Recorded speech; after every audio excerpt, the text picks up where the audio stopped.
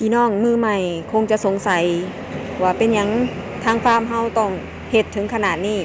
สำหรับมือใหม่อาจจะยังบ่เข้าใจในขั้นตอนหรือหลังจากที่เฮาเก็บถั่วงอกออกไปแล้วจำเป็นหยังเฮาต้องเฮ็ดแบบนี้นี่ก็เป็นอีกปัจจัยหนึ่งในเมื่อก่อนทางฟาร์มเฮาก็คิดเช่นเดียวกันกับพี่น้องมือใหม่ว่าเป็นหยังเฮาต้องทำความสะอาดต่างๆในบ่อนที่เฮาปลูกหรือว่าภาชนะในการปลูกเฮาจำเป็นหยังต้องเฮ็ดถึงขนาดนี้ต้องเล่าให้ฮู้ก่อนว่าช่วงทำอิฐที่เฮาเริ่มปลูกถั่วงอกเฮาก็ลองผิดลองถูกคือกันกับพี่น้องทั้งบ้านเฮาจะบ่มีไผที่มาให้คำแนะนำมาให้ความรู้หรือไปขอความรู้จากคนที่เคยปลูกถั่วงอกมาแล้วเขาก็บ่ให้เฮาย้อนความบ่รู้ย้อนความบ่รู้จักเฮ็ดให้เฮาปลูกถั่วงอกก็จะพบแต่ปัญหาถั่วงอกออกมาก็บ่ได้คุณภาพเน่ามีอาการติดเชื้อเกิดขึ้นถั่วงอกเฮาถิมมื้อละ100โลเฮาก็เคยถิมมาแล้วเฮาบ่เคยทำความสะอาดอุปกรณ์บ่เคย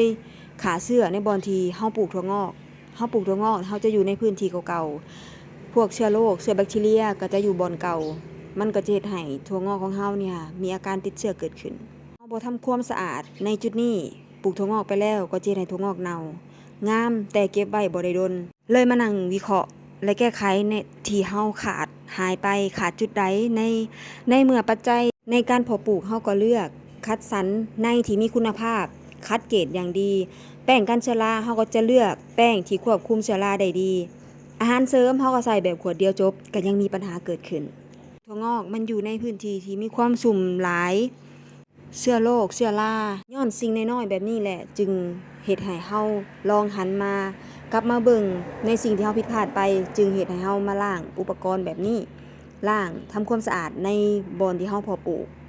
การปลูกถั่วงอกบ่แม่นเรื่องง่ายและก็บ่แม่นเรื่องยากเกินความสามารถของพวกเฮาถ้าเฮาปลูกแล้วสังเกตแก้ไขในสิ่งที่เฮาผิดพลาดมันก็จะให้เฮาได้ถั่วงอกที่มีคุณภาพและส่งให้ร้านค้าต่างๆที่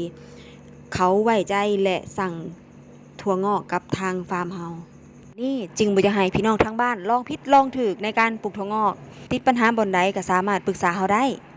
หากพี่น้องทางบ้านมีความต้องการอยากปลูกถั่วงอกสร้างอาชีพให้กับครอบครัวติดขัดบ่อนใดในการปลูกถั่วงอกบ่เคยมีความรู้บ่เคยมีประสบการณ์ปรึกษาละสานนฟาร์มได้หรือพี่น้องต้องการในถั่วแขกดำทาม่าเฮามีขายตลอดทั้งปีเลยต้องย้อนไปอีกว่าเฮาปลูกเมื่อก่อนน่ะในถั่วก็ยังบ่มีขายพี่น้องและที่สำคัญทางเฮาก็ยังมีแป้งกันเชื้อราที่ควบคุมเชื้อราได้ดีเยี่ยมอาหารเสริมขวดเดียวจบใช้ง่ายบ่ยุ่งยากบ่หลงบ่สับสนอุปกรณ์ปลูกถั่วงอกด้วยระบบน้ำวนอัตโนมัติทางเฮาก็มีพร้อมตอบสนองให้พี่น้องทางบ้านสิ่งน้อยๆแต่บ่น้อยล้างถังแล้วเฮาก็ต้องมาล้างฝาปิดปากถังอีกคัดให้มีความสะอาดนอกจากนี้เฮาก็มาล้างอ่างที่เฮาใช้ในการปลูกถั่วงอกเพื่อให้เขามีความสะอาดและเพื่อให้เฮาปลูกถั่วงอกไปแล้วจะบ่มีปัญหาเกิดขึ้นสำหรับมือใหม่ที่กำลังลงทางอยู่เป็นกำลังใจให้ในสายอาชีพเดียวกันฝากไว้นำเด้อ